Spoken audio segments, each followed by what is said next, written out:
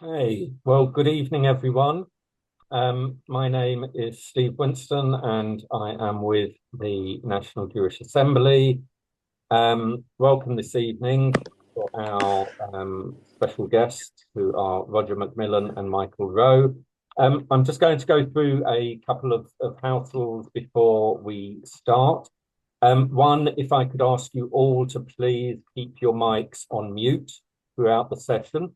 There will be a Q&A opportunity towards or after Roger and Michael have spoken, and you will be invited to ask questions.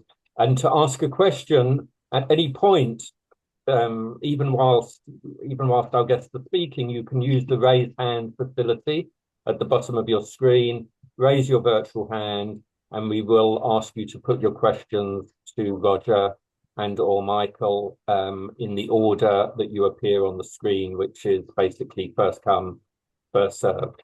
So thank you for that. Please do keep your mics on mute. And without further ado, I am going to pass on to our young NJA chairman, Michael Rowe. Over to you, Michael.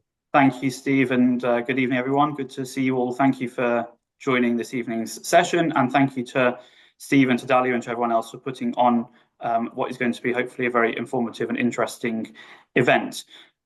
Obviously, the main purpose of this evening is to hear from Roger Macmillan, who we're very grateful to have join us this evening. So firstly, thank you to Roger for giving up your time to speak to us this evening.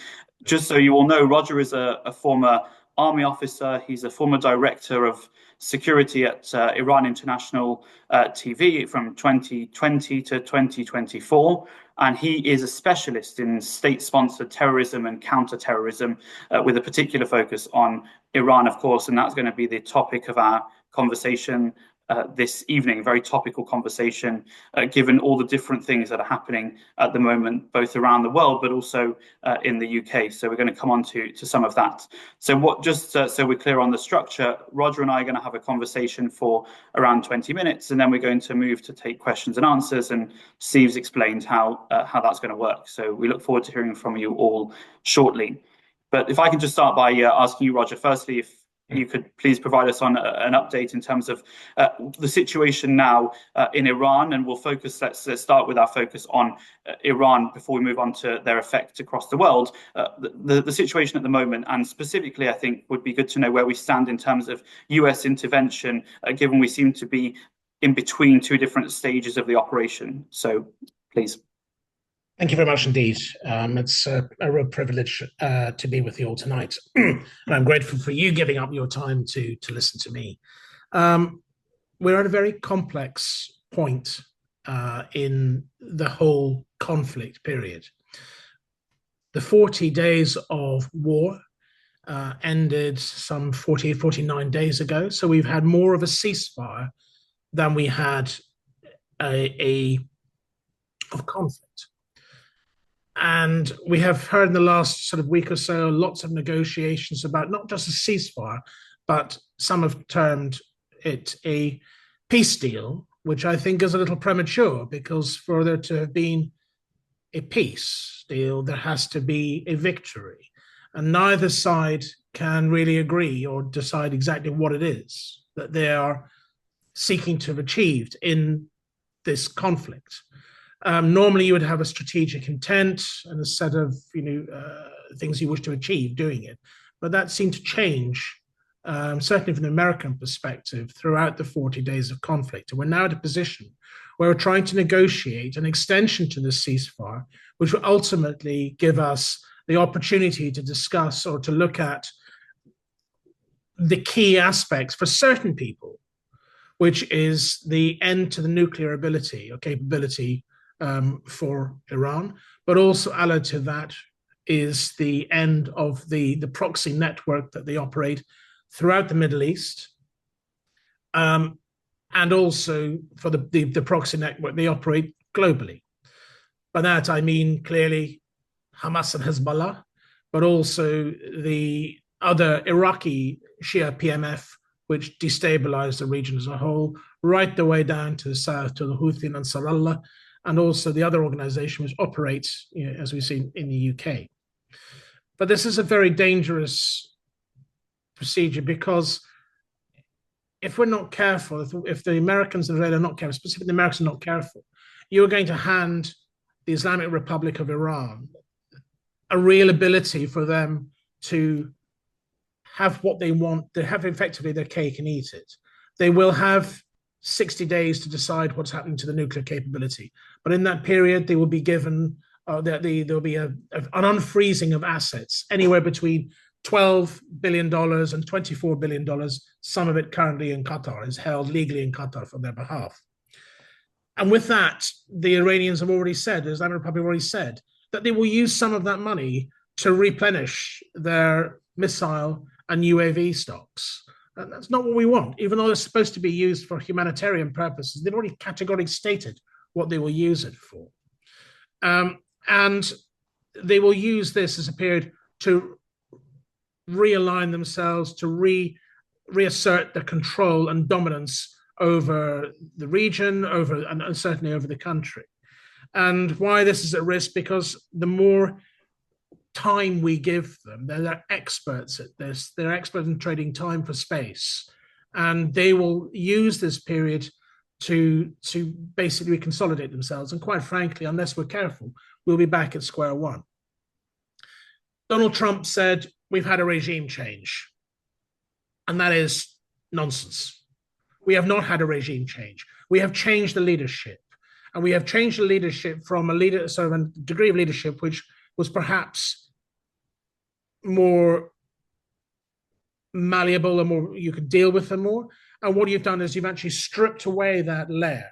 And under the Mosaic doctrine created by one of the people who's come back to the fore, Muhammad Ali Jafari, you have seen sort of brought back into the center of matters Ahmad Vahidi, Mohsen Rezai, and Mohammed Bagher Sokhad, who are the very sort of triumvirate who control the key elements of the IRGC.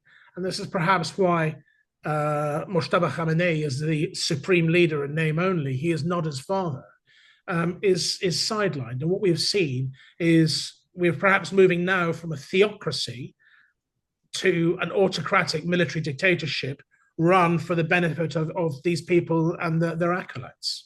I think that's roughly where we are. It's very difficult to sort of put it, because the information that we get coming out of the States perhaps is slightly inconsistent. And the information that we get from Iran is so heavily state controlled just until yesterday that building an accurate and true and accurate picture is complicated. Right, very interesting. So if that's where we are now, then has the situation developed positively since the joint US-Israeli action began? Or have we really moved two steps backwards? I mean, maybe it's difficult to quantify whether a theocracy is better than having a military dictatorship or not. But in terms of weakening the power of Iran, have we actually moved forwards, or have we taken ourselves backwards? And then what does that also mean for the people in Iran? Are they now finding themselves in a stronger position, or are they finding themselves these thousands of protesters who are on the streets? Have these people now faded away in terms of their ability to effect some sort of regime change in Iran, or has these actions helped them at all? I'm very glad you mentioned upfront the people of Iran, because at the negotiating table you have the Americans, you have the Pakistanis, the Omanis, whoever, and you have the Iranian, the Islamic Republic of Iran, their leadership. What you do not have are the 90 million Iranian people who have been suppressed and repressed by a country for the last 47 years, whose rulers are more than happy to execute them in their tens of thousands overnight on the streets of Tehran. They use the internet blackout to control them. They allow, first of all, and what you've seen is over the last number of years, certainly since the Green Revolution in 2009, the fuel strikes in 2019, 2020, I think it was, the Women Life Freedom Movement in 2022. All of these had a slight wheel change. You saw the demonstrations emerge, they identify the leadership, it builds up, they cut the internet, and they kill the leadership. And that's what has happened. So 40 odd thousand people were killed overnight, 8th and 9th of January, and the internet has been dead for 3 months, pretty much consistent since there. So for the people of Iran, they are the ones who are suffering greatly. They've had, I mean, never mind the bombs that have rained down on them. The fact that they can barely afford anything more than bread at the moment is, you can't ignore that. The fact that the prices of chicken, tomatoes, basic foodstuffs in Iran are so expensive, only the elite can actually afford them. And this is what we're sort of faced with. When we're looking at the military campaign, and I'll come on to some of this a bit later on, perhaps, we started off by attacking arguably the wrong targets. And simply by bombing people, with Donald Trump saying, we're going to go for regime change, well, I'm afraid you simply cannot have a regime change from the air.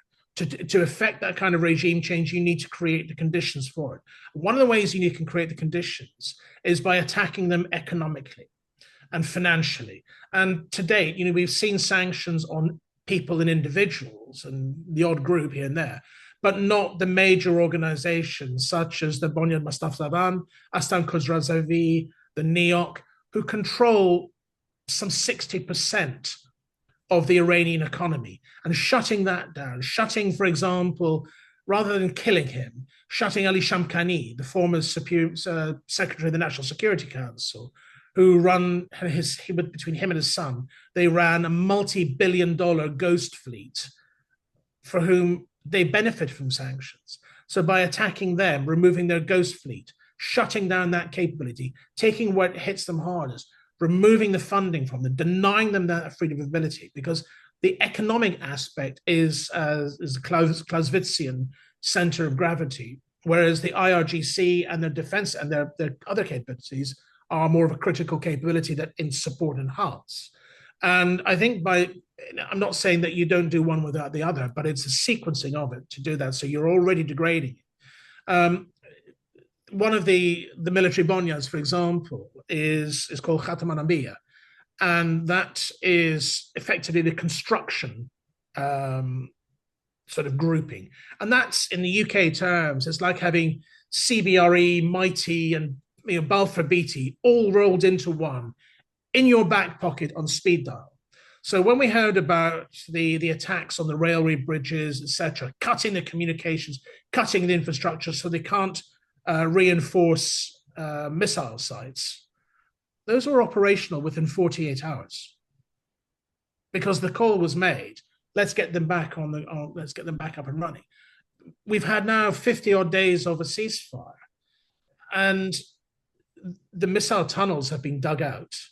That's been replaced. They've had all of this because the infrastructure in place to replenish it hasn't been attacked either militarily or indeed economically. So in many ways, we have moved forward because the regime is under significant pressure. You've got hyperflation, stagflation, call it what you will, but prices are escalating so high. So the people are under significant pressure. But you talk about how can the people rise up? Well, until now, they haven't been able to have that level of communication coordination.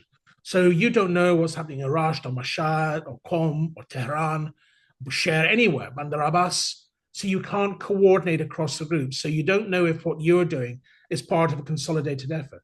But also from early days in the war, the Iranians recognized they would have this problem. And they started drafting in additional forces. They already have the IRGC and the Basij militia and the various sort of brigades that operate under Tharada headquarters in Tehran for the coordination of it. But they started bringing in the Hashd al-Shabi organizations, the Iraqi popular militia forces, the Shia militia forces, and they would bring them into Tehran, on the streets of Tehran, ready to prosecute attacks against the people should there be a rebellion. So they reinforced that.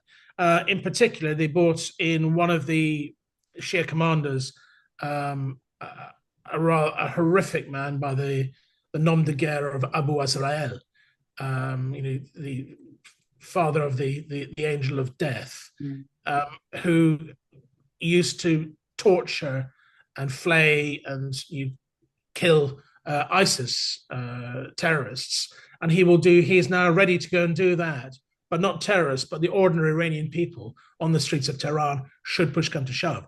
And when you're dealing with an unarmed, uncoordinated group of people, it's incredibly difficult for them to do that. Don't forget, Iran has had no opposition for 47 years. So it's very difficult for them to do that. Yeah, and it seems to me, I've seen various reports as this whole operation has gone on, that there's been some sort of internal dispute between Israel and the US in terms of to what extent the people, the Iranians on the ground, should be armed and encouraged to overthrow the regime. I mean, you see all sorts of reports, but presumably, seeing it from an outsider, there was much more that could have been done, and it seems that Israel was pressing for to be done, to arm and to enable the people to rise up. So be interested to hear your thoughts on that. And also, if I can ask at the same time, along the same lines, but we saw this week that there was some suggestion, it seems like fantasy to many of us, but that Trump was sort of suggesting that at one stage Iran is then going to move and transition to joining the Abraham Accords. So I don't know how you see that playing out. I mean, you're laughing, and I think we all are, but presumably there must be some, or the question is there some sort of strategic aim behind all of this, or is this Trump doing what he does best, which is trying to get through on public statements and seeing where that will leave us? I mean, a lot to unpack there. Let me pick up one or two things first of all. I think if you are going into a conflict, you have to have one of the basic military principles is selection and maintenance of the aim. And if you know what you're going to go and do, you select that. That is your intent. That's what you're going after. Then you can go and do it. But when you seem to flick between regime change to ending the nuclear capability to reopening the Straits of Hormuz, which were open before you did this, you don't know what is in their mind. So you have that issue. Israel wants to see an end, clearly, to the nuclear capability and to the Islamic Republic. And frankly, if you rid the world of the IRGC and the Islamic Republic of Iran, then arguably the future leadership, the future rulers of the country, they will want to rebuild that country, hopefully with a secular democracy selected by the Iranians for the Iranian people. And that will not necessarily have to include a nuclear capability, certainly not from day one. Why would you need to if you're just trying to rebuild your country? So I think in terms of that, there is a split between what Donald Trump and the Israelis wish to go and do. And it's finding that, if Donald Trump pulls back, because I believe that some people would have felt that he could, based on the success they had in Venezuela, they were going to do the same again in Iran, and now he's trying it in Cuba and possibly Greenland. And you have to think, well, what is he trying to achieve here? And it's very different for Israel, because America is not at risk of their weapons. They're not at risk, not within range of anything like that, and they may wish to strike them on the ground in small, low-level targeted operations, but not to anything else that the rest of the Gulf countries and Israel would ever achieve. So there's a split there. So I think that is one of the key issues. Is it all seemed very rushed as well, and didn't build a consensus coalition up. I fought in the last Gulf War in 2003, and we began preparations for that in November. We didn't actually cross the line until late February, early March. So it was a significant build-up. I was in the country for several weeks beforehand, before we crossed the berm. This seemed to be pulled together in a matter of days. And then when the operation was ongoing, we were then being asked, oh, can UK provide this? They were not involved. His complete misunderstanding of what what NATO's response should have been to it. He forgot the only time a NATO Article 5 operation has ever been sanctioned was after the horrific events of 9/11 in support of the US. So I think there's misunderstanding there, and it goes back to basic principles. What was your initial aim? What was your aim between the joint US-Israel thing? What do you want to go and do? That is a thing that needs to be found, selected, identified, and pushed through to the very end. Yeah, thank you. One final question from me before we open up to the audience, which is just to move things slightly away from the focus on Iran itself as the country, and to look at their focus and look at their impact on the world more generally, and specifically the UK. I mean, it's quite clear now. We see the IRGC on the streets of Britain. There was another incident, I think, yesterday in Golders Green where that was pretty clear, but it's happening repeatedly. How far and how wide do you think the arm of the IRGC really does stretch? And how do we tackle that at the same time? Have these attacks by Israel and the US only strengthened and encouraged the IRGC to act across the world, and specifically against Jewish and Israeli communities? Or do you think there is some way to tackle that as a separate arm? Do you think perhaps the Iranian regime will become more self-centered as they need to focus on rebuilding at home? How do you view the situation? So this goes back to 2008 and the development of the Mosaic Doctrine, which, in the event of a catastrophic incident such as the death or the assassination of Ali Khamenei, all of 31 of the regions within Iran, the province of Iran, operated on their own. On their own sort of manner. They operate from a strategic, operational, and tactical level. So if you're looking at operations that they're conducting in the UK, they no longer need to have direction from the top. They've got their ideological piece, the strategic piece.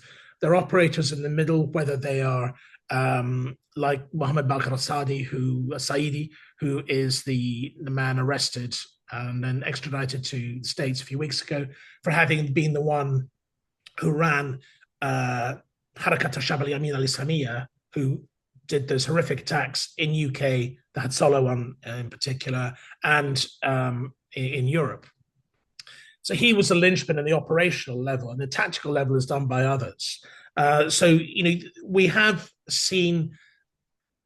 I'm not going to say it's IRGC, and we have to be very careful of that, because the man arrested or involved yesterday, he was an Iraqi.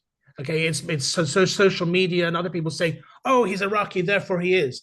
No idea what was being said there, so we have to let the police, see who it actually is, and it's unlikely he'll be IRGC simply because of his nationality. He's more likely to be affiliated to the Shia PMF, Kataib Hezbollah, etc., and that's where his allegiance relies. So that's a different level of operator. But there are people who, again, the IRGC are not necessarily going to run the risk of losing one of their main operators or trained operators on the ground. They're going to use the people who are, cheap to hire and of no consequence if they lose them, like this chap last night.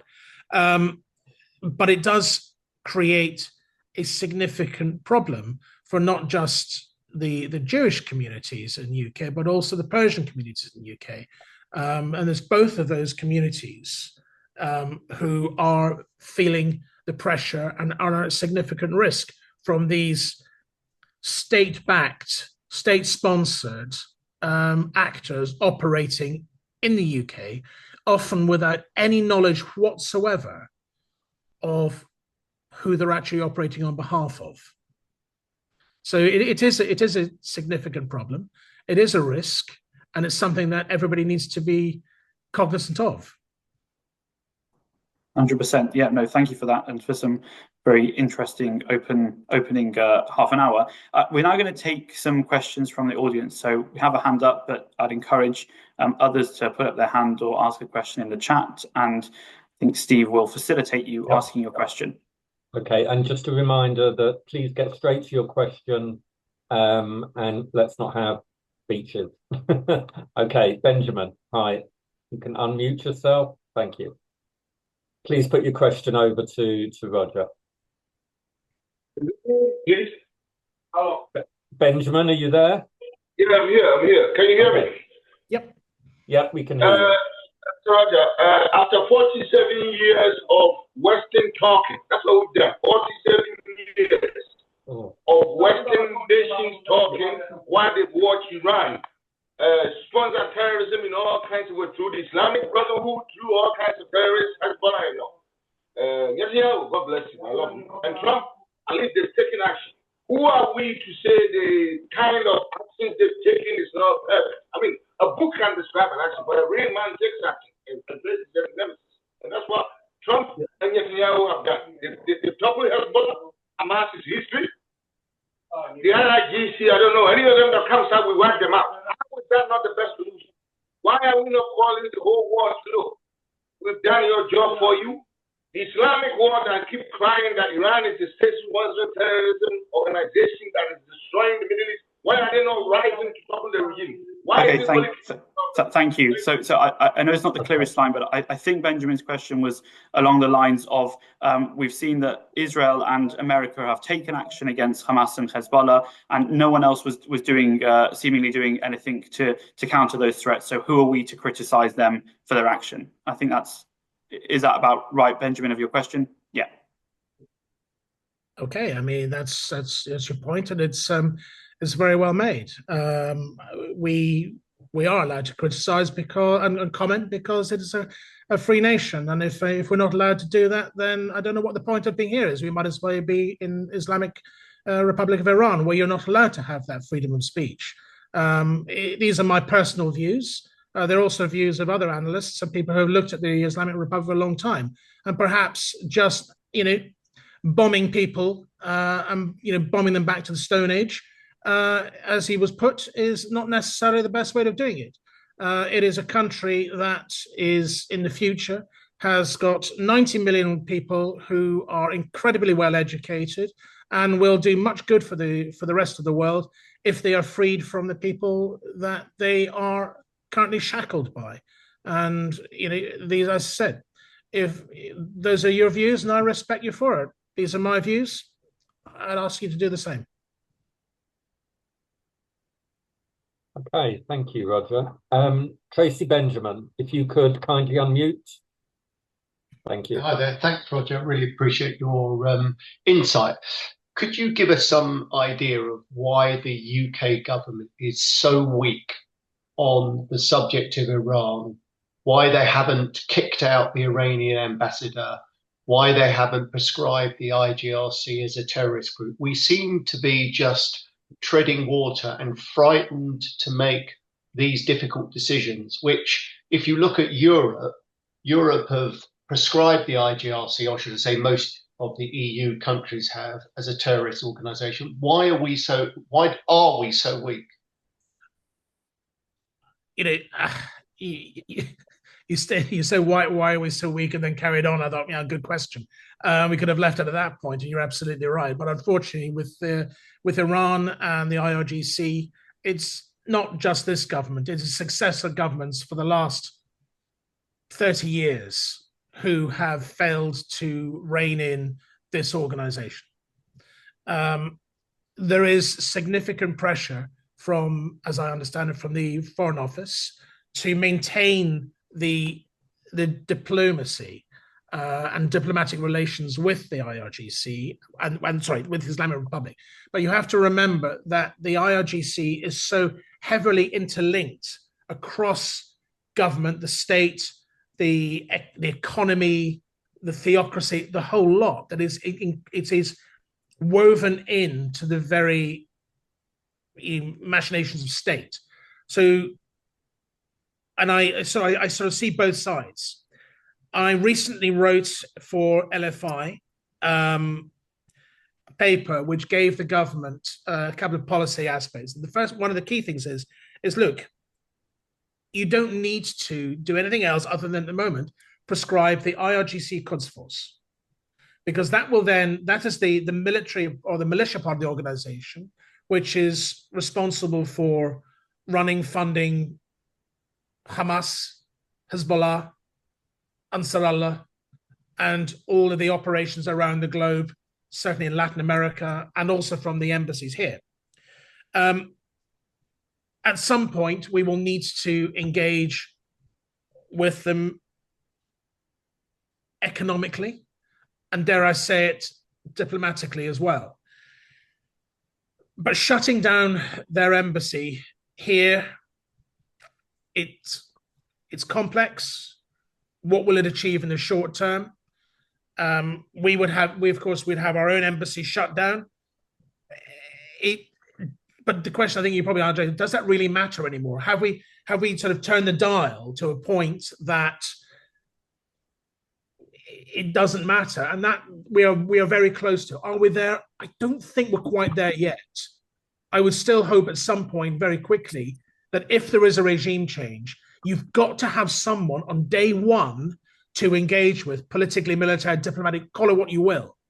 Because if you don't, then you run the risk of that country descending into a chaotic civil war with 1 million or so armed men who will be disaffected, like Ronin, effectively. But you will also have, the chance for the Avaz community on the west, where it has lost vast majority of the mineral resources. They may well seek succession. You will see succession potentially from the Baluchi, and you will also seek succession from the Kurdish population as well. So a country that doesn't have anybody to go in there from day one and to help it, to prop it up, to help guide it forward, because we've broken these diplomatic ties. I mean, I'm all for being persuaded otherwise, but I think at this juncture, it's not quite yet.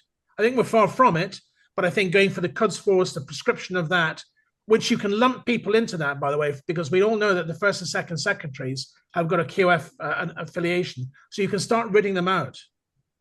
But we've got to remember that if a regime change happens and you have a final collapse, you've got to be there very quickly, to get in very quickly afterwards to engage, to make sure the country doesn't break into civil war and split apart. Right. Very interesting. Thank you, Roger. Sorry, Michael. Yeah.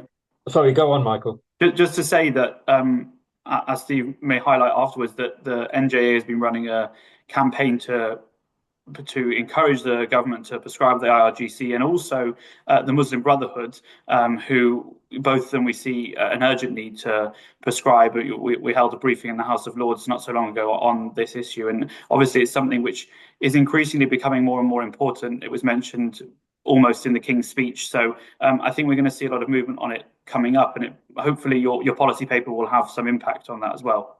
I really hope we do, and I think you mentioned the Muslim Brotherhood and the rise of political and radical Islam in Europe, and specifically in the UK, is a real insidious threat to the whole framework of the UK. Never mind just what is happening to the Jewish community and the horrific, anti-Semitic attacks that are happening, and not just the ones, I don't need to preach to you guys, because not just the ones that appear in the press, but the little microaggressions, the constant attacks on your children, your families, etc., are absolutely horrific. And a lot of this stems from the rise in vile political Islam stemming from the Muslim Brotherhood in this country. Great, thank you, Roger. And yes, as Michael said, we are running a campaign, and I will say a little bit more about that later on. But as we've got still a few questions to get through, Anthony McKay, can you please unmute yourself and put your question across? Thank you. Hello, good evening. Thank you, Roger. Just on the IRGC, I mean, I imagine they're not sort of standing in the street with signs saying, I am IRGC. So what practically happens after they're prescribed? How will it actually help on the ground? And ditto the Muslim Brotherhood. This goes much more. It's not so much the identification, because if somebody is going to be, wants to go and operate for the IRGC, they will. If you look what happened back in the 80s, 70s, 80s, 90s with the prescription of Pyra, they still conducted their attacks in the UK, mainland UK. People were still murdered in the province, and it didn't stop them. So because if a criminal is going to do a criminal act, they'll still do it. But what it does is it gives the police and the security services much more power to actually tackle this. And it's not just the the card-carrying member of the IRGC. It is those people they affect, what they can do under the National Security Act to arrest them, the balance of evidence, the balance of power. It drops. We still haven't done it correctly. It must be done correctly. Otherwise, it'll fall apart. But what we're able to do is shut down the organizations which support, and this is what I talked about, the soft influence network.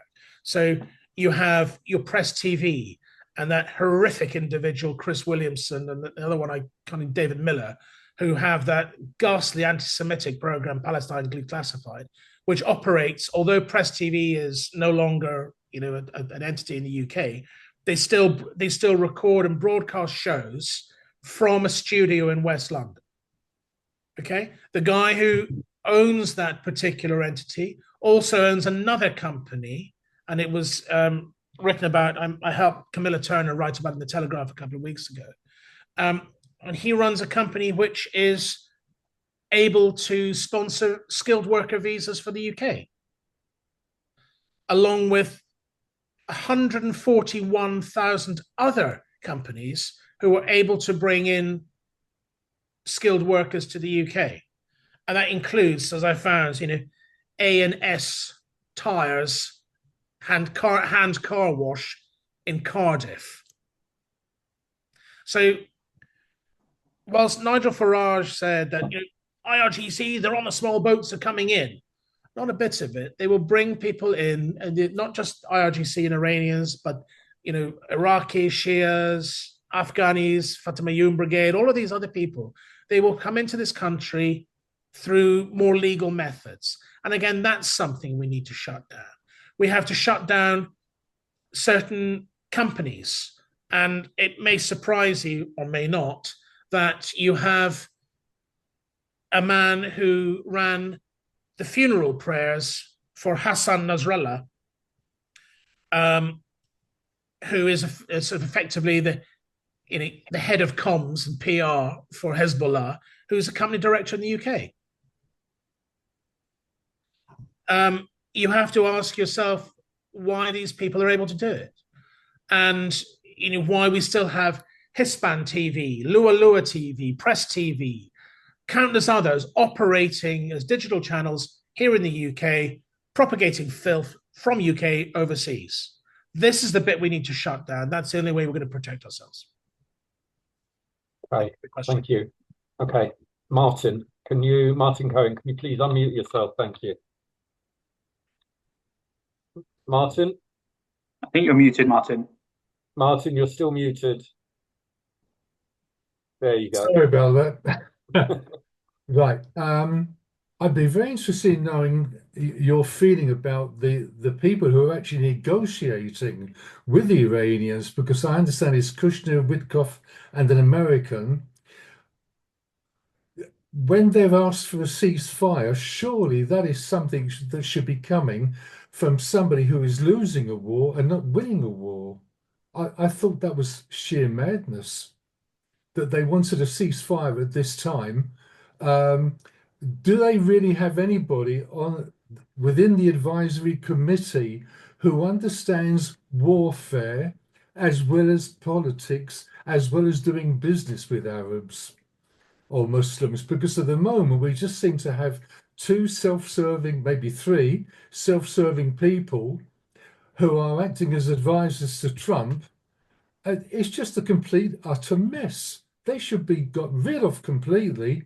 Get a couple of Sephardi Jews who speak Arabic, or even Ashkenazi who speak Arabic, and understand the Arabic mentality or the Muslim mentality. I'm just completely perplexed by what's going on politically. Thank you, man. A very interesting point. But obviously, you'd be ruling yourself out from that particular role because they don't speak Arabic and they're Persian, and they are entirely different to Arabs. They have the ability to negotiate. They've been doing negotiations since time immemorial, 4,000 years ago.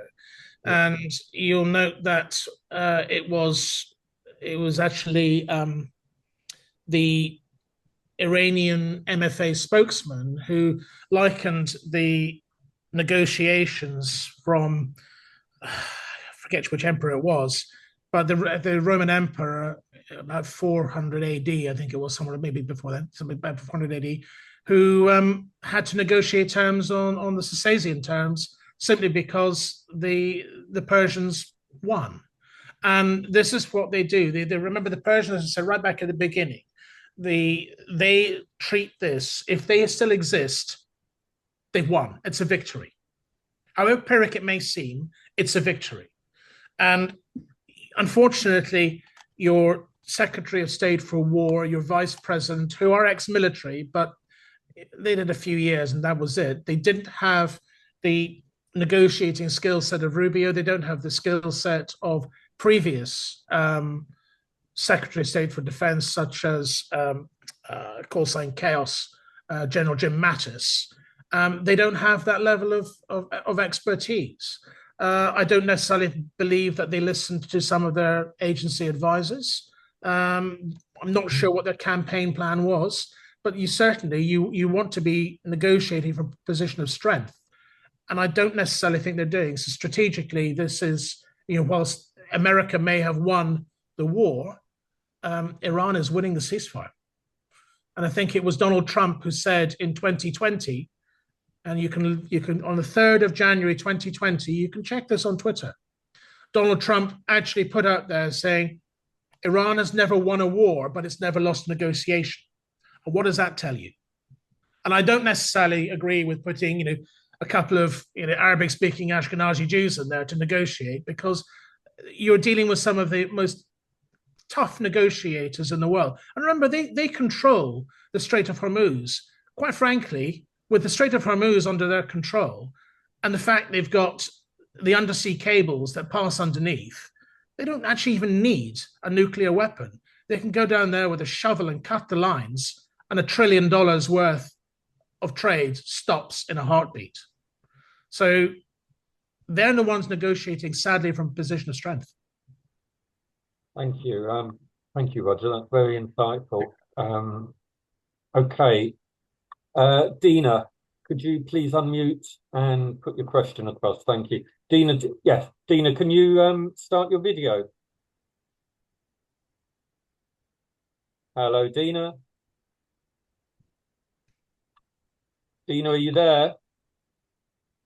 Okay, we'll come back to Dina. Roger Walters, if you'd like to unmute. Thank you. Hello, can you hear me? Yes, you can. Yes. Hello, Roger. This is another Roger. I must say that you've enlightened me hugely with your comparisons of the negotiating skills. And it's not surprising, is it? However, that's not my point. The point was Netanyahu and Trump seem to get tarred with the same brush. They can't possibly have the same motives, even though they are working as a team, so to speak. But I mean, what Trump should be doing in this war is nothing like what Netanyahu wants to do or should do. And the other question is, a lot of people say that Trump does Netanyahu's bidding. I personally can't believe that, but I'd love to know what you think about that. You're absolutely right. What America wants out of this compared to what Israel needs out of this, and there's a difference there, are two separate things. However, you cannot have a coalition which is not joined with one strategic aim, because otherwise you will have a variance, and you will have, as we've seen, perhaps the Israelis who wanted to push on for a more sort of a deeper solution. And you've got Donald Trump, who's thinking about his midterms and the money it's costing him, and he's having to try to extract from this. He's looking for his off-ramp. So their coalition seems to be sort of faltering, perhaps. As to what you said about, does Trump do his bidding for Netanyahu? I've no idea. You tell me what's in the Epstein files. I genuinely, a lot of people say that. I don't know, and I think it would be I just generally wouldn't know about that. It's not something that really I've thought too much about. My concern and my issue is making sure that if we are going to have a chance at peace in the region, then the Islamic Republic and their leadership, the IRGC, must go. It must be changed for Iranian-led secular democracy that no longer funds the proxy networks across the region. It no longer funds terrorism across the rest of the globe, and it no longer seeks for the act of destruction of Israel. Thank you. Okay. Thank you, Roger. Thank you, Roger. Okay, Dina, can you kindly unmute? There you go. Dina, we can't hear you. There must be something wrong with your sound at your end. If you can try and figure it out, meanwhile, I'll go over to our next person with a question. Okay, Lawrence. Well, first of all, I'd like to thank Roger for an excellent talk and for his insights. I've certainly learned a lot tonight. I was going to focus on two things where the Iranians may be acting in the UK and your thoughts. The number of Iranian imams at mosques influencing people every Friday. How can we crack down on that and how many are there? And also when it comes to radicalization and extreme gaming and social media, again, that there needs to be a big increase in the online thing to stop the radicalization, to stop the grooming, and your thoughts on that subject. So if I may take the online piece first, you're absolutely right. There is an awful lot of horrific activity that happens online. Our children have got the attention span of a gnat these days because everything is online. It's on their phone. It's this, that. It's 30 seconds. And it is everywhere. Some of the horrors that we see online are horrendous. And frankly, your Metas, your Instagrams, whoever they are, TikTok, there has to be some more legislation in place. That is not just legislation and we've got to do something about it. It has to be done to stop people being whipped up into and radicalized. And a lot of it stems from sort of the Muslim Brotherhood. And a lot of it stems from those people who are then sponsoring the pro-Palestinian mob. And they are a baying mob, frankly, not anybody there. And a bunch of, quite frankly, privileged English, British, middle-class kids who are seeing something and just getting on a bandwagon. Unfortunately, that bandwagon is a particularly unpleasant one. So I think we've got to look at enforcing legislation to protect our children and the youth from the horrors that they are seeing. I mean, just some of it is ghastly. Education is important. I went to an event with a friend. He asked me to go. It was for my education.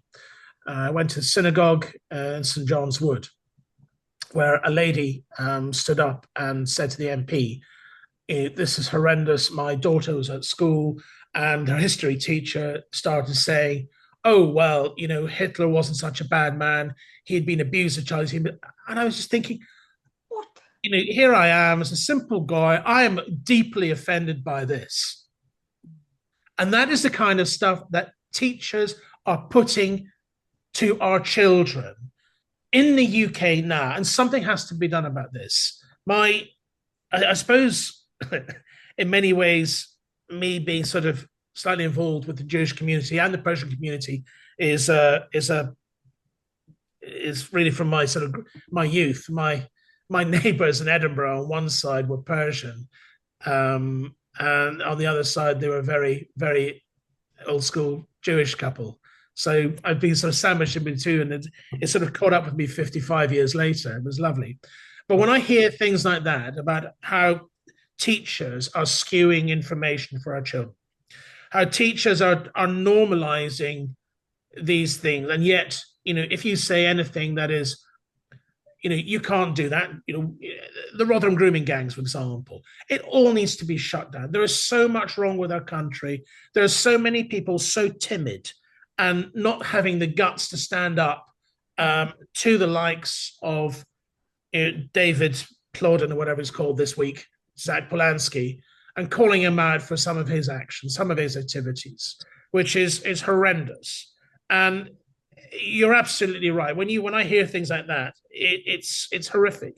I came out of St. John's Wood tube station, and there was an Orthodox Jewish lady just behind me. I walked out of the tube station. There were two ghastly individuals from the Green Party handing out some literature and giving it the Free Palestine nonsense. And I had to stop and turn just to watch them, just so this poor woman was going to be able to run this gauntlet.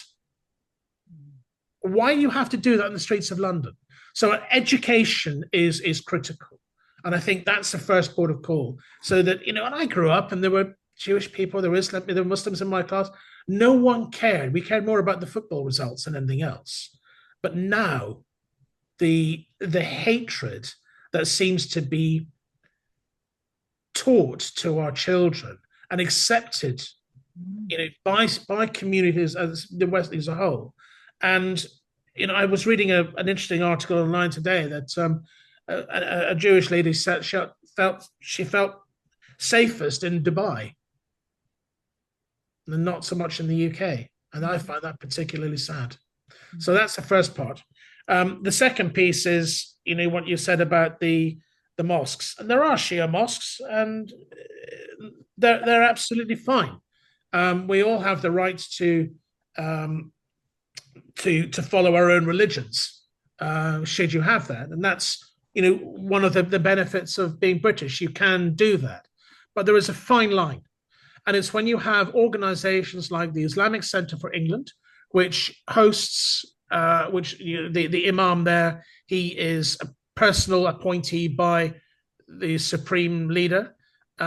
They run education classes, they run all sorts, they run Hezbollah weekends where you can go and buy all sorts of Hezbollah paraphernalia. This needs to be shut down. That needs to be looked at by the Charitable Commission. It needs to be shut down. That sort of nonsense needs to be ended. And, to allow people who want to practice their faith to practice it without being, having hatred channeled into them on a Friday afternoon.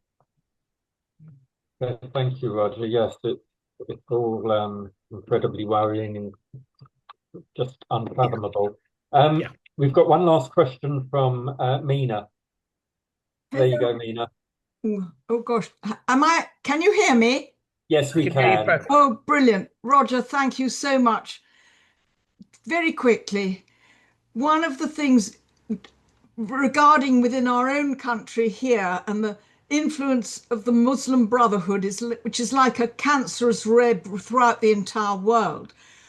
But I know that there are wonderful Muslims in this country who deplore all this. And when you talk about people not standing up to be counted, how can we inspire our own Muslim people to be strong enough? The Telegraph, there was, when that gathering in Trafalgar Square, somebody, Nick Timothy, was criticised, and a lovely Muslim fellow wrote to the Telegraph saying, no, we've got to do something. And he ran, I think, a school in Oxford or something. I just felt, I cut it out, I've got it somewhere, and there's somebody else, the Telegraph printed, who commented that they were not with what's being said by these really nasty, hating people. So when Muslims themselves can get their religion sorted, is that where we should put most of our firepower in this country? Thank you, Mina. A fabulous question. And you're absolutely right. I lived for 5 years in the Middle East. I lived in Dubai. I experienced absolutely no hate whatsoever. You can live, they allow you to live your life the way you want to go and do it. And, I think I read today there are something like, there are 6 or 7 flights a day from Abu Dhabi to Tel Aviv, and another 7 or anywhere between 49 and 69 flights a day from Dubai to Tel Aviv. And that tells you something. Yeah. It also tells you the fact that, you know, they can normalize their relations. They're not going to agree on everything, and that's the way of the world. But if you also look at the Muslim Brotherhood, why is it proscribed in the UAE and Saudi? And that's because it's an existential threat to them. Yeah. It is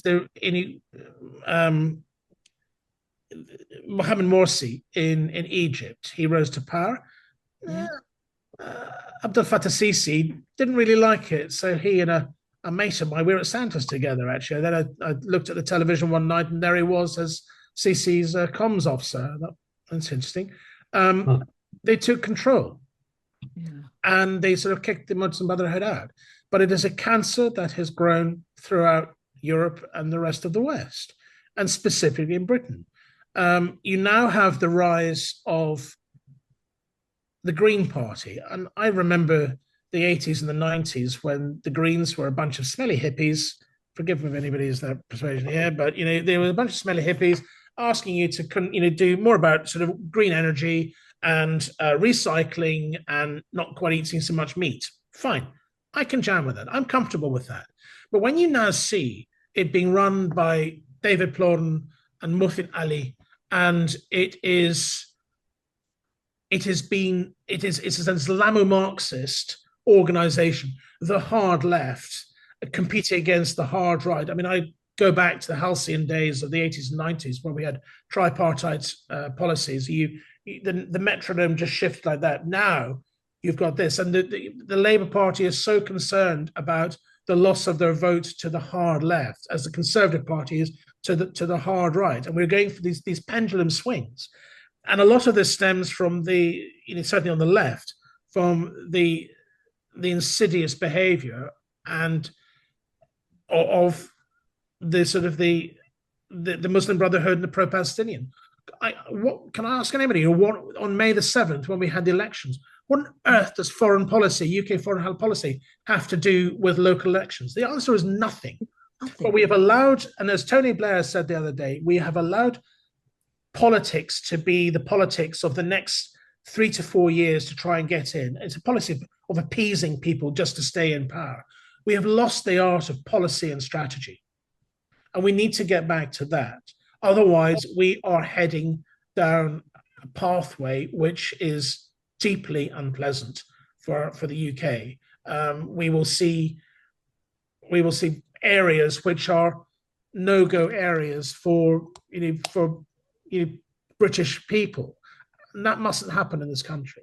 And if we can prescribe the Muslim Brotherhood as well, and really ratchet back on some of the behaviors, look at the funding of these entities too, and see who is parroting the Russian line in all of this. I can guarantee I know which one it is. But we need to get rid of external influences from our internal British politics. Indeed. Well, yeah, we do have a very rocky path ahead of us. Indeed. But yes, indeed. Look, before I hand over to one of our vice chairmen who will do a vote of thanks, I just want to remind everyone that you're all on our newsletter, you all receive emails from us, and we are currently running, and have been for some months, a campaign to pressure the government to prescribe both the IRGC and the Muslim Brotherhood. We held, as Michael mentioned earlier, we held a very successful briefing in the House of Lords in February, where it was well attended by various peers, MPs, some international law experts, and that, with continued engagement, we then saw the House of Lords vote in favour of prescription in April. So the pressure, the awareness, the creating awareness works, the pressure works. We are still running our campaign, which consists of 2 parts. One part is signing a petition, and one part is emailing your MP. I will, when we email out the recording of this event tomorrow, I will include details with links where you can go to. It literally takes a minute to do each one. So please, if you haven't already, please do participate in the campaign. All you need to do with the Email Your MP campaign is put in your name, your address and postcode, and it automatically selects your MP. The letter is pre-formatted, but you can edit it. If you've already participated in the campaign and sent an email, do so again. Just change the beginning and say you're following the King's speech where it was, where it was mentioned, and just engage because we need to bring pressure to every member of Parliament. Okay, so I'll include details of that tomorrow in the follow-up email with the recording of this evening's event. And in the meantime, I'm going to call on one of our vice chairmen, Keith Rowe, to offer up a vote of thanks. Over to you, Keith. Thank you, Steve, and thank you, Michael, for all the work you've put into this evening. On behalf of the NJA and everybody on this evening's event, I would particularly like to give thanks to our guest speaker, Roger Macmillan. The subject of Iran is really one of the most important, if not the most important, facing us today. Until there is some sort of change in Iran and some peace, some lasting peace, some new regime in that country, which sponsors terrorism across the region, there will be no peace in that region. They effectively fund Hamas, Hezbollah, the Houthis, and probably many others that haven't been mentioned this evening, as well as terrorism and the anti-Semitism that is pervasive across Britain, Europe, the United States at the moment. So until there is some change there, we're not going to feel a whole host safer. It's quite clear from what we've heard this evening that military strength by itself is not enough, and there need to be some strategic changes made. We've heard a very knowledgeable presentation this evening, and you've put forward some names of people that I've never heard of. I certainly couldn't pronounce them again if you asked me to, but you've certainly filled in a lot of gaps, and I hope that the United States and the powers are listening to these names, because maybe they're people that they need to be focusing on. You've given some very insightful points towards and around this subject. And you've given strategic ideas that I personally hadn't thought of, such as the ghost ships and the infrastructure building. So you've certainly given us a lot to think about. It's been a really interesting, insightful evening. And on behalf of everybody, I would like to thank you for taking the time to be with us this evening. We do hope that you'll keep in touch and perhaps come back to us at a later date. Thank you once again. Okay, thank you, Keith. Thank you, Michael. Thank you, Roger. Before you all go, we do have another Zoom event scheduled for next Wednesday. It features a chap who lives in Israel, Daniel Pomerantz. He is the former CEO of Honest Reporting and now runs his own organization called Reality Check. He will be presenting or talking in an event called Vilifying Before Verifying, and how false narratives against Israel have real-world consequences. It promises to be a very insightful event, so please do look out for the booking details in the email that I'll send you all tomorrow. Okay, thank you, everyone. Thank you. Good night. Thank you. Bye-bye.